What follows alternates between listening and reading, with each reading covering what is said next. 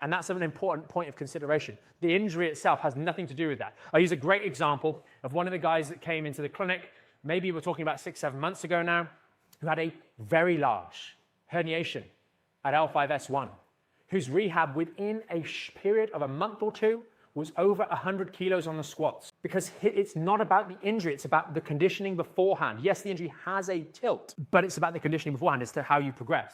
So your squats might start out like this. Well, that's an assisted squat holding onto something. They might start out holding onto a chair for the hip hinges, just to be safe. They might start out, for example, with the squats, just slowly lowering your bum to the chair for safety. But my point is, all of those activities that we put within the program as you're working forward through your rehabilitation for your back injury and your sciatica, they are the safest thing you do every single day, because you don't think about your back other than trying to avoid the pain when you get dressed in the morning and put your socks on. You don't think about your back other than the pain when you're going to the bathroom. You don't think about your back when you came home from the hospital.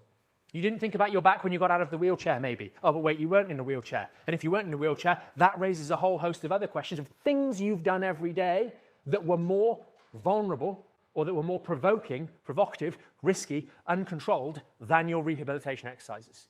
We talk in the program about the rehab is your time in the lab. It's the only time of your day where all of the other variables, as best you can, are controlled. And even in those scenarios, sometimes the dog walks in or the doorbell goes and it throws you a little bit. Right? But the rehab is the safest time of your day. And so many times people are worried about starting rehab while still having a daily life, because you're not floating in suspended animation just because you've got a back injury, surgery or not.